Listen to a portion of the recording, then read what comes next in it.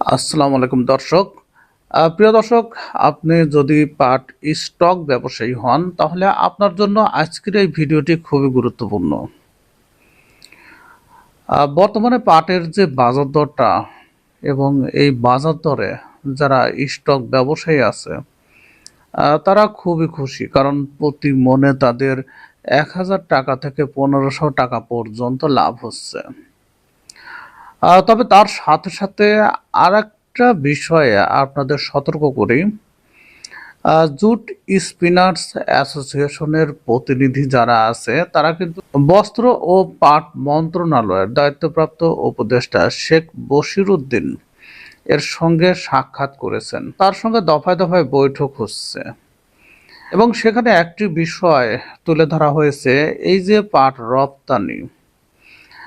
এর আগের নিউজে আপনাদের জানিয়েছিলাম যে পাট রপ্তানি সম্পূর্ণরূপে বন্ধ করার জন্য তারা আবেদন করেছে এবং তার পরবর্তীতে তারা কিন্তু আরেকটা বিষয় তুলে ধরেছে যে এই যে রপ্তানি হওয়ার পরে বা এই রপ্তানি হওয়ার কারণে অবৈধ মজুতদার যারা আছে তারা প্রচুর পরিমাণে পাট মজুত করে রেখেছে এবং এই রাখার কারণে জুট মিলে পাট সংকট দেখা দিচ্ছে এবং তারা বলছে যে যদি এই অবস্থা চলতে থাকে তাহলে জুট মিলগুলো বন্ধ হওয়ার উপক্রম হয়েছে, অর্থাৎ বন্ধ হয়ে যাবে।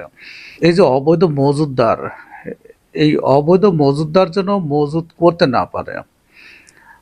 উপদেষ্টা বশিরউদ্দিন কিন্তু একটি আশ্বাস দিয়েছেন যে খুব শীঘ্রই অভিযান শুরু হবে, অর্থাৎ আইন না মেনে যারা পাট স্টক করে রেখেছে তাদের বিরুদ্ধে কঠোর অভিযান শুরু হবে।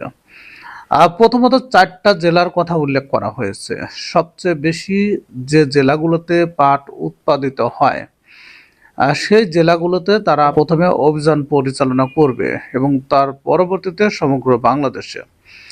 তাই আপনি যদি কাগজপত্রে অবৈধতা দেখতে পান বা আপনি মজুত করে রেখেছেন অবৈধভাবে এবং যে পরিমাণ মজুত করার কথা সেই পরিমাণ মজুত করেননি এবং যতদিন মজুত করে রাখার আইন আছে, বিধান আছে, তার বেশি সময় ধরে মজুত করে রেখেছেন, তাহলে কিন্তু আপনাকে গুনতে হবে জরিমানা।